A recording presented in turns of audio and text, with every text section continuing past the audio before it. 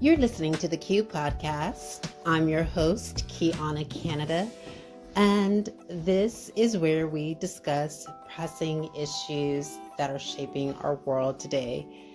It is almost 6 o'clock in the morning, and I haven't gotten any sleep, and truthfully, I have actually been oversleeping lately these past few days, and today, or actually yesterday, I don't normally drink coffee because it has caffeine in it, and I drank 2 cups of coffee, and I think it was I forget what kind it is, but they have it here where I live, and it kept me up all night. So, and I think I really wanted to be up because, like I said, for the last few days I had been oversleeping, and I think this was much needed rest that my body was, succumbing to, and and I enjoyed it, but so I just needed to be up, and haven't been asleep, and I just been thinking. Really thinking today, and a thought that crossed my mind is, why did I decide to become a human rights defender? And I think it never really hit me, when I was a teenager, or when I was going through my 20s, that I would become a human rights defender. I just think that a certain situation happened in my life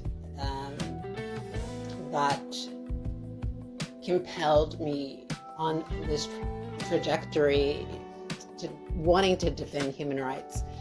Now, we know that defending human rights is not always a beautiful thing, and sometimes there are different I want to say there are different layers. So I think if we look at, for example, an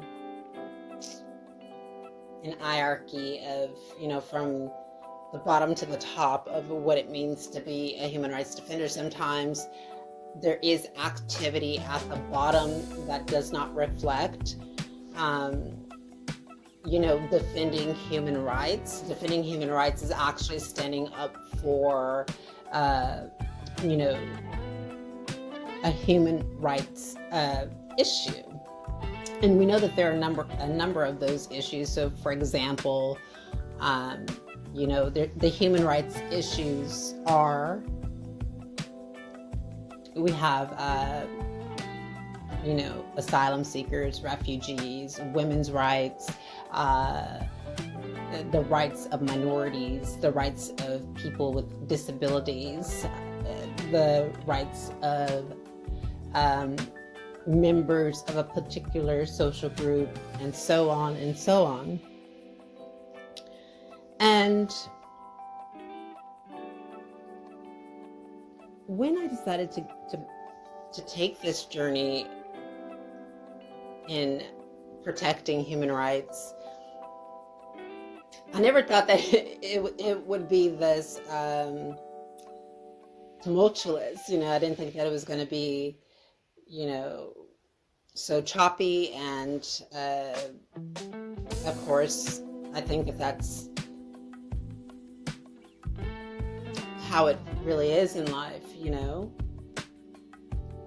But sometimes we look on television and we see a lot of people out on the streets, and they are protesting, and we look and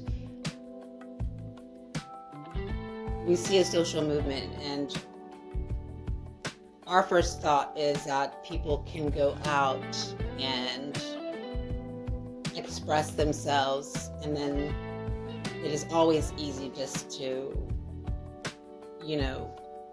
go back and not have any consequences for freedom of expression or freedom of assembly. And that's not always the case. Not everyone in this world is going to be able to go out and express themselves, and then that just be it. Freedom of speech is very limited in many places, and even in democracies, and I think that's something to really think about. Can you say what you want to say in a democracy and say it respectfully, or even say it frankly, without there being a censorship on your speech, is the question.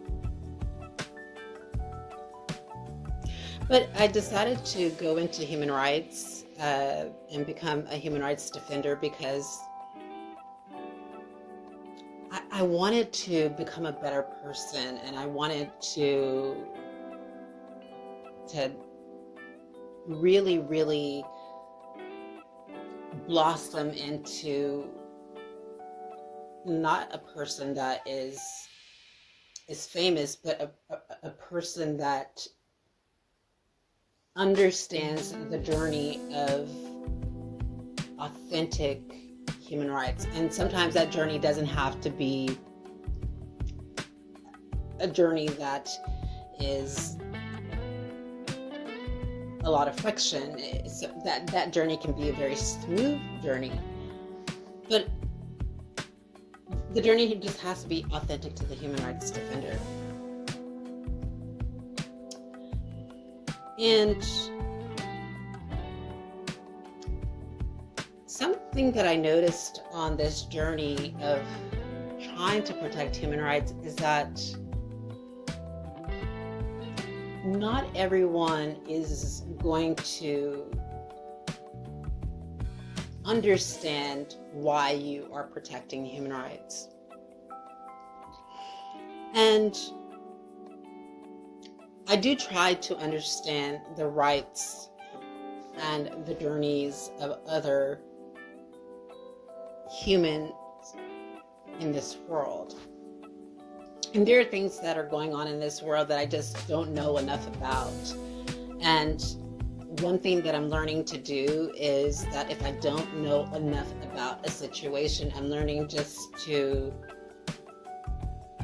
take a seat and let others lead the way. And I think that that's the lesson of being a human rights defender. That's the lesson of being a leader. Sometimes you have to let others lead, especially when they know a lot more than you do. Now, what I am actually referencing is when it comes to a situation that you don't have knowledge about, and you don't really understand the nuances of a particular situation. So say, for instance, if I don't know what's happening in, let's say, for instance, I don't know what's happening in a foreign country, then, I'm not positioned to speak on it. So what I've learned to do is just to really keep my mouth shut, because I don't have the expertise and the knowledge or the lived experience to speak about it. But this is the lesson, I think, is that when you do have the lived experience, and you do have observational experience, and you do have knowledge, I think it's important that you can speak on the situation or circumstance and that you can do it quite intelligently.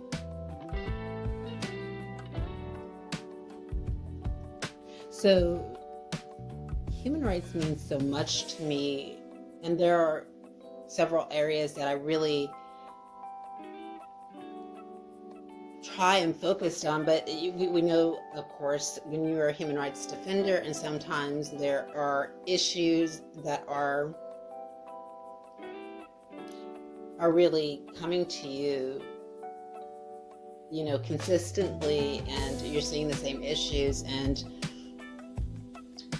sometimes you want to talk about something different, and you can if you want to, but sometimes it's important to talk about particular issues because it remains an issue. So if the issue hasn't been fixed, and if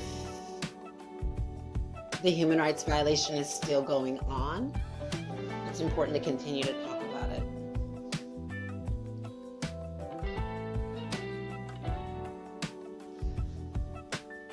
I think what I dislike about what people in positions of power, and I'm specifically talking about toxic authority figures, whether that's toxic authority figures or in-group leaders. So it's always someone that is sitting at the top that is meting out directions and instructions, and sometimes these instructions are persecutory and discriminatory and used to actually harm someone. And we must remember that a person at the top is someone that is meting out these instructions, and that person can be part of an institution or part of a system. And not only could they be part of an institution or a system, but they can also be part of an in-group where there is a majority, or where most people are conforming to an idea. And sometimes when you don't conform to an idea and you are not a follower, you get a lot of criticism coming your way. And it is okay if you personally feel, and I'm not speaking about myself, but if you personally feel that being a follower is the direction to go, it's important for you to go in that direction. But in essence, I just want to say that this journey is a wonderful journey, and it's not always easy. And I don't think that the universe would have wanted me to go in a different direction. And if it did, then the universe would have actually opened up that door for me. Now, I know that there are structures and systems in place that actually puts a lock on the door to keep specific individuals from walking through it. I'm cognizant of that, but I think that the universe has a wonderful plan, and the plan is always beautiful, and it's never, violent. It's never leading you in the wrong way. It's never aggressive. If we're listening to the real meaning of life, I think we begin to understand that the beauty of life is, of course, walking in a path that the universe has paved for you.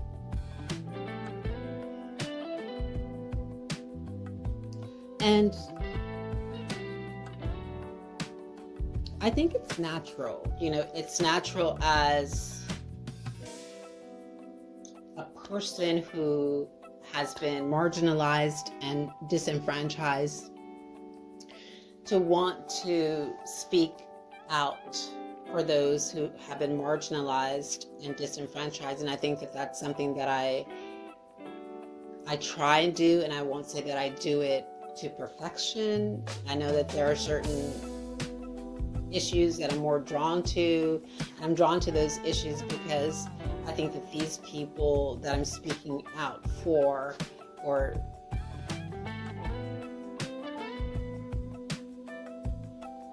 writing about are being disenfranchised and marginalized.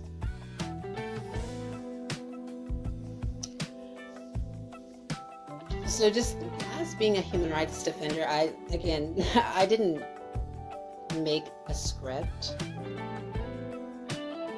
And of course, this is just extemporaneously speaking about just human rights. And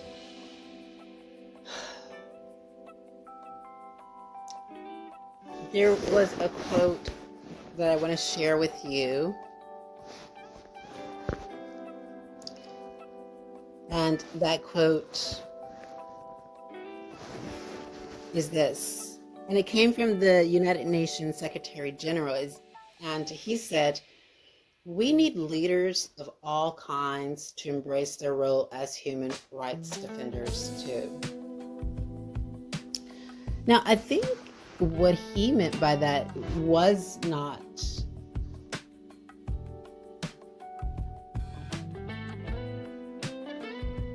putting people in positions where they would purposely and actively and knowingly demonize and persecute someone. I think that what he meant by that was that we need people who understand that there are human rights violations happening and that those people would work to stop it. And I mean, I have to respect that. I really do.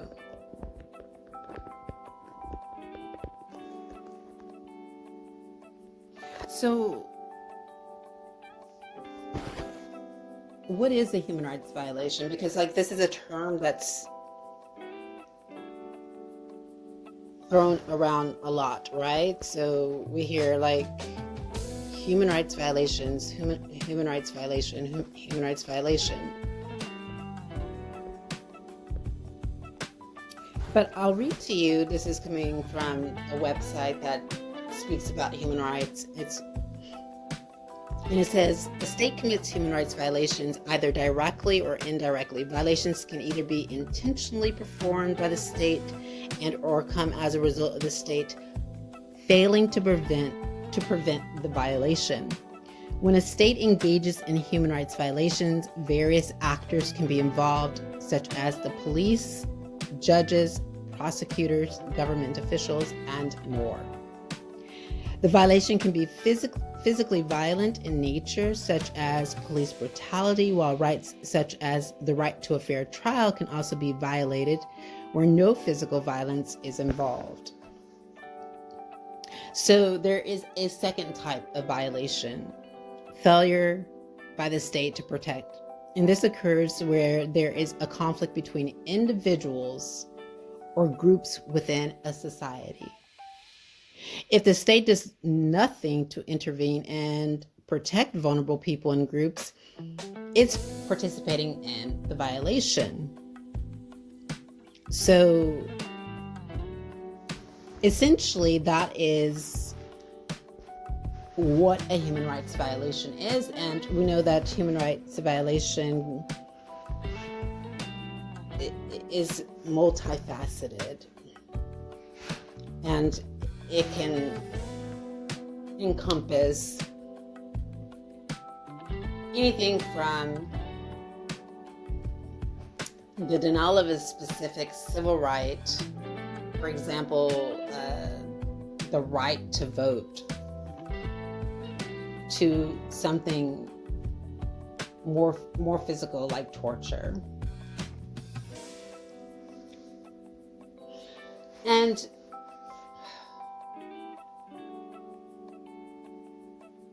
I think the distressing thing about knowing that human rights violations are happening in this world is that sometimes it's just the tip of the iceberg. Sometimes we watch the news and we see human rights violations happening, and it's only the tip of the iceberg, and everything is below the water. Like the berg is, of course, the iceberg is below the water. And this is all of the human rights violations that's not being talked about and that's not being discussed.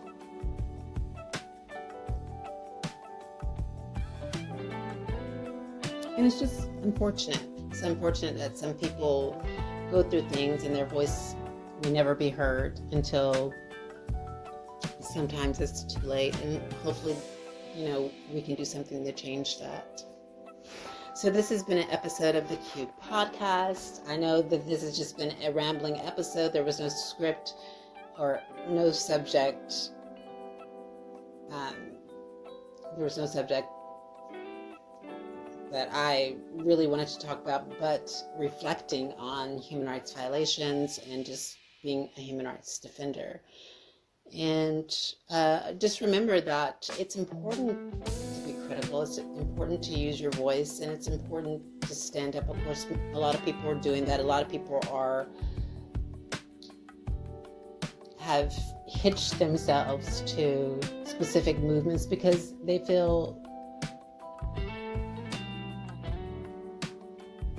connected to those movements. And the movements that I just really feel connected to is just protecting the rights of the disenfranchised and marginalized. And you'll see that on my website. And you'll, of course, if you review some of the videos that I have uploaded, you'll understand this is what's important to me. So remember to keep using your voice. Stand up for what you believe in. Do it with passion. Until next time.